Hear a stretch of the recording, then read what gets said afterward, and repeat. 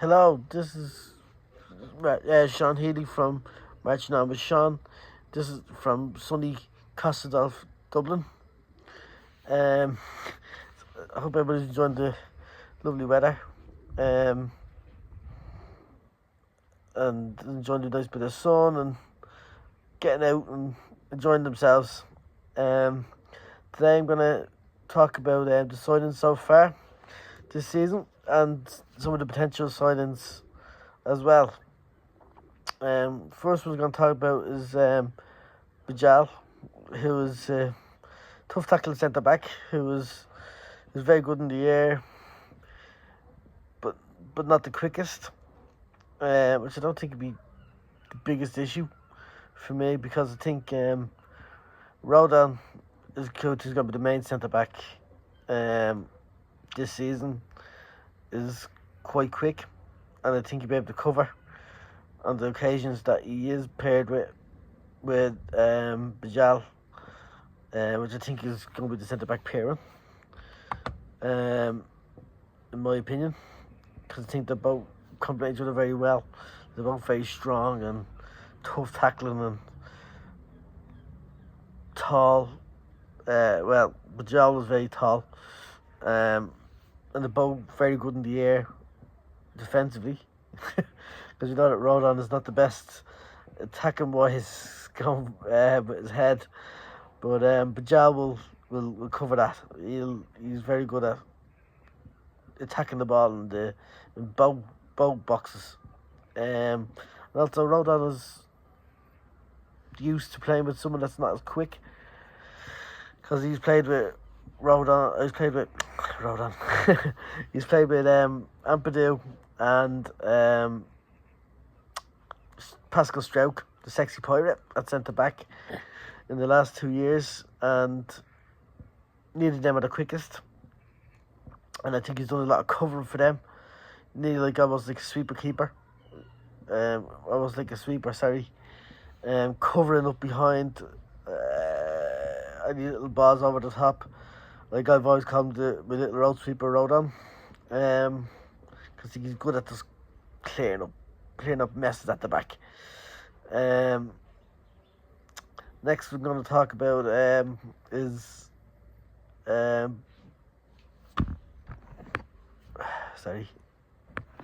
Baronu, who's the next player we got in. He was like a quicker version of Bajal. And they're both very, very strong and tough tackling, which could make us tough to deal with from quarters. So yeah, I think we're going to be doing a lot of set piece work, I think, over the pre-season, and getting balls into the right area of the box. There was times actually last season with but that was with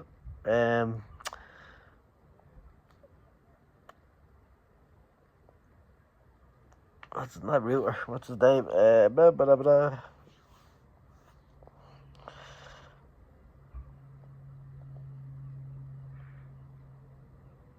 Rotwell. Sorry, Jesus Christ, brain fart. Must be the sun. Getting to me head. But yeah, so yeah, Rotwell was great at set pieces and got the ball in the right area. But I think some of the players went great at attacking the ball. We only really had Pascal Struijk. That was great at attacking the ball. So yeah, I think that'll change now this year, and I think we will get a set piece taker in, which I'll probably talk about later on. Who I think we're linked with. Next one is the latest signing. That was from yesterday. Goodmanson. Or as Gabby he wants to be called. Is a definite upgrade on Firpo. Not that Firpo was any bad. I think he was fantastic going forward. Nearly played as number 10 at times, which I thought was very unusual for a full back. But Goodmanson can get forward, but also he can balance it out with being able to defend very well too. And he can also play centre back, so bit of cover there. at centre back, which I think is needed because in my opinion, don't really want Ampadu to be playing at centre back.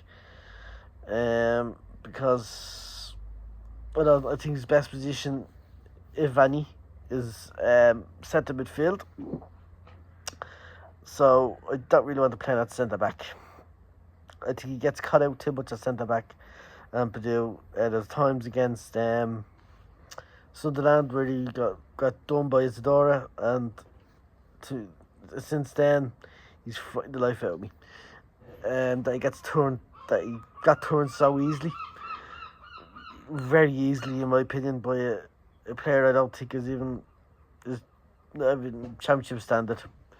In my opinion. And also I think it was against Norwich in the playoff semi-final where Meslier had to make that great save. The ball was put over the top and too easily, and he was cut out of place. And the same against Southampton in the playoff final too. We did the same thing for the goal that could cost us promotion. But people forget that. People have forgotten that, I think, about Ampadu. But there's not an Ampadu slate, I don't think. But anyway, back to Goodmanson. I think he'll also be a great starter ahead of Isaac Smith, who I think will play a bit more football this season. I think he's had his year to develop and get used to the English football and whatever. I think he'll come good next season. Next player I'm going to talk about is Nemecha, who was the first signing we got in. I think he's going to be a backup striker, something a bit different off the bench. But he will start a few games against some of the lesser teams in the league. Or just have some sort of different dynamic against certain teams. So yeah, and I think I'm banking on Perrault to be the starter. Starting striker next season. And I still think he'll score 15-20 goals next season.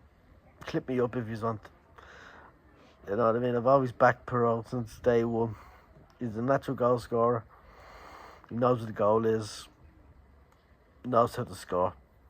He's done it every single season since he came to England. He's banged goals in. He's been a top goal scorer in the Championship 4 out of 5 last seasons. Says it all. Now, next I'm going to talk about is, let me get another slide up for myself. Now, the next ones I'm going to talk about is Sam Byram, who's obviously more of a renewed contract than anything else. I think he's a very good signing for us because we'll need that. One, we'll need that Premier League quota. Two, we'll need the experience next season in the Premier League. Yeah, he's going to do that, I think, Gilivogi job. I think he's not going to play much. Play the odd cup game. They'll get him sent off against Harrogate. See what happens. No, I think Byron, he hasn't let the club down. He's never let the club down, really. Barney left. I'm still very upset about that.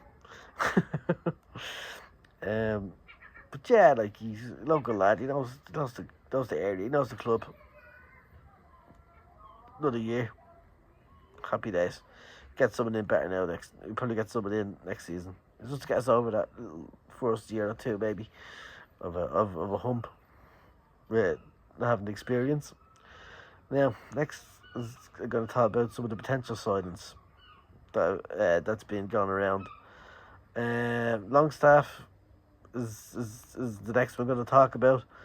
Who I think will be a very, very good addition to the squad. He's got plenty of Premier League experience, played Champions League football, scored against PSG, and played a great game against PSG, I think, in my opinion. And at 10 million plus 2 million extra for add-ons, it's a fucking snip. Absolute snip. It's an absolute bargain. Yeah, I think he'd be a starter for us in a three-man midfield. Because I think we need to shore up a little bit in midfield. We don't get overrun in midfield. Because Ampadu and Tanaka, even though I do love Tanaka, the two of them together have got overrun a little bit a couple of times. So yeah, I think we'll need to play three in midfield if we're going to put both in. And I think Longstaff will cover that nicely. Next I'm going to talk about is Savage, the goalkeeper, who's an absolute man mountain. Andre the Giant vibes. He's 22 million, which again, easy money for me. I think he'd be worth it. Even though I would have liked to have seen us get Keller in. Obviously being Irish would have been nice. And he's saved us a couple of times. He saved Ireland a couple of times the last year or so. But it is what it is. But Savage, I think he's very good, very, very tall, obviously, physical, strong, which I think is what I think the vibe we're going with at the back anyway this season, is strong, physical players that are gonna just torment teams and kick and boo players all over the place. People on stretches, dead bodies everywhere. That's what we wanted down the road. Next I'm going to talk about is someone's not so physical, but I think it'd be a nice little signing for us at 25 million is James McAtee. It was talked a little bit at the start of the season, at the start of the pre-season, and it kind of went a bit quiet, and now it's kind of picking up a little bit. Because earlier on, Pep Guardiola said that, well, that's what the papers are saying, is that Pep Guardiola said that he can go for 25 million, which I think is a good value for a player, a young prospect. He's played very well and did the 21s European Championship recently. For that English Muppets. But yeah, I think he's very good at going forward. And he can play attack midfield, centre midfield, and out wide, which I think could help us. Could help us a lot with bodies and in different positions. Is very, very helpful, especially where we are in the league. We struggle to win matches, but I think we will get enough, I think, to finish top 10, top 12, in my opinion. Next slide. Now, the next one I'm going to talk about was recently on the Yorkshire Evening Post. It was said that Aston Villa are offering teams, including Leeds, Buendia on loan with an option to buy. I could get a lot of hate for this, but not my cup of tea. I think he's had his he's had his time.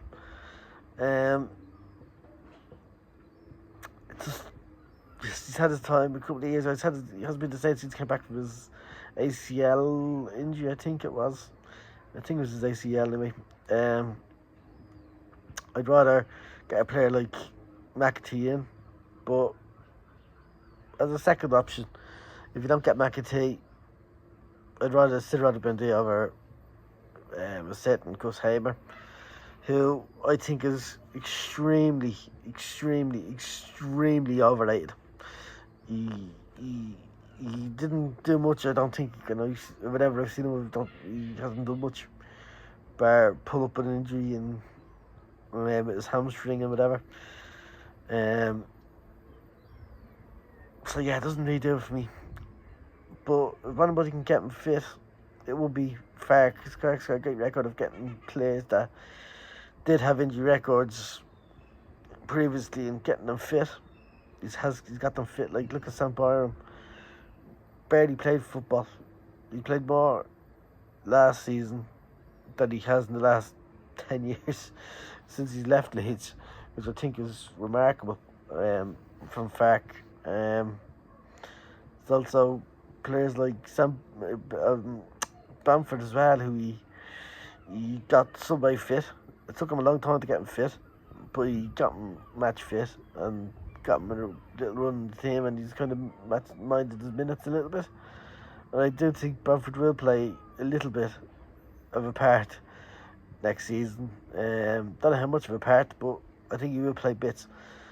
Hence why I think Mateo Joseph could potentially go out on loan to a Spanish team, which I think would be a great move for him. Come back with a bit of experience, a bit of a swagger, and get him up and running for next season. And that is it. So check. Yeah, that's everything. I just also want to give a bit of a shout out to Matty from Imagine That Being Leeds, who's got a new show out at the moment called Bridging the Gap, with a Sunderland fan from his name is Wayne from Only Fools and SAFC. Sorry, it's a bit of a mouthful for me. So yeah, they did the first. They're going to be doing like chatting about each other's teams and a bit of slagging, bit of banter, which is what football is all about. And they're going to be going on each other's channels throughout the season on a week on week off basis. So I'll put the links in the channel in the description box at the end. And lastly, I want to say, no, that's it. No, that's it. Oh yes, Matty's other show, Full Time to Talk, which I've got right this time, not Half Time to Talk, which he did slag me over, and he hasn't let me live it down. But he gave me a good bit of slaggings over that. So yeah, it's Full Time to Talk, and a big shout out to the Only Leeds Bros as well, the Irish lads, and their weekly wake up on a Saturday morning, which I think is very funny, very humorous. And again, I'll put the link in the description box at the end. And that is it from me. I'd love you to like and subscribe, especially subscribe to my channel. I've only got 30 subs. I'd love to get myself up to 50 so I can start doing a couple of more lives. Because YouTube, for some reason, I let you do lives if you have 50 subs. So I'd love to get up to 50 subs before the season starts, so I can do a bit more live reactions and have a bit more crack in the live chat and get stuck right into it. You know what I mean? But yeah, again, enjoy a lovely bit of heat wave at the moment, lovely bit of sun, and thank you.